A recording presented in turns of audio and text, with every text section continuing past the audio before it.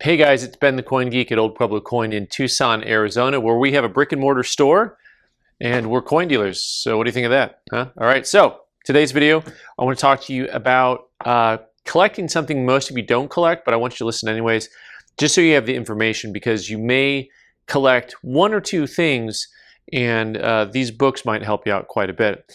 So for those of you who have watched the channel for a while, you know we cover lots of different topics. As always, like, share, subscribe, and we're going to talk today a little bit about world banknotes, but most specifically what I want to talk about is the books that you need. So if you look at most any listing that you accidentally see on eBay or on Stack's, Bowers, or Heritage or whatever, you will start to see a number that says pick, and then there's a number. This actually has a secondary number. We'll get to that in a minute. What in the world is that? Well, easy peasy, right? As long as you have the right book, you can collect banknotes. It's pretty simple. The same way that world coins have these really big catalogs, this is the same thing that I would recommend for anyone getting into paper money. You can see this thing is really well used. This is world paper money, general issues from 1368 to 1960, and fantabulous book. The front of the book has some really cool information about reading other languages. You'll become a linguist just by getting this book, guaranteed. Okay, all guarantees are void outside of this video. So this is fantastic. So this is a time frame reference, and then after that, 1961 to present is just as big thick book. But wait, there's more. There's a specialized book. And the specialized book is also just as big. Well, Ben, why is there a specialized book? Well, what they've decided to do, instead of trying to cram all of this into two books, they made a third book.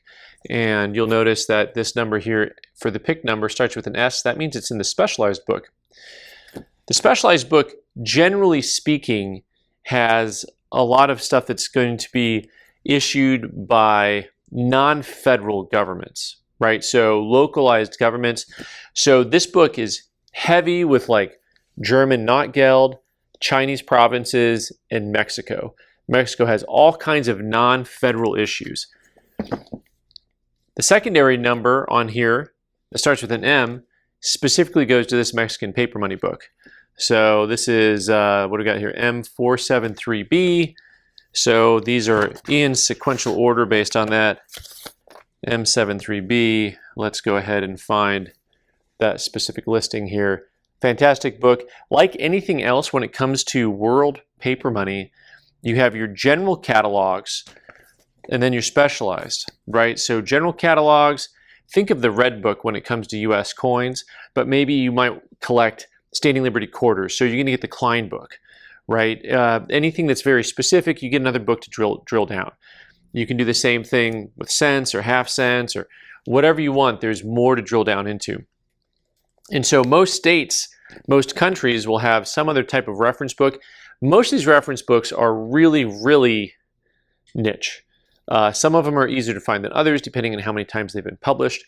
As always, there is the interweb, the internet. I would highly recommend, if you want to get into paper currency, to grab these books. This is the type of thing that you can find used ones oftentimes at local bookstores.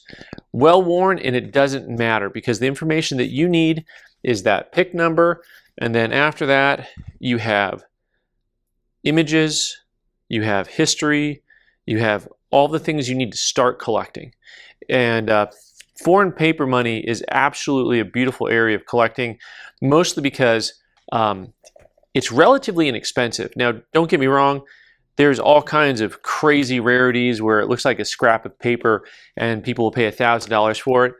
But you'd be amazed at the type of stuff that you can go online and buy. Just as an example, you know, I'll have a whole nother video just about like these banknotes that have trains on them. You know, a lot of these Bank of Communication notes from China, they're really relatively inexpensive.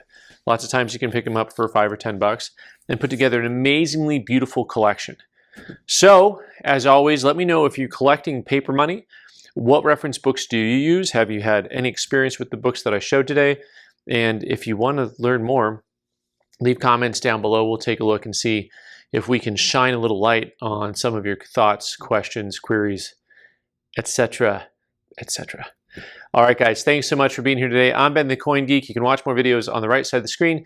Click the owl button to just do something on the owl button. There's a bell, notifications. I don't know how this works. I'll catch you next time.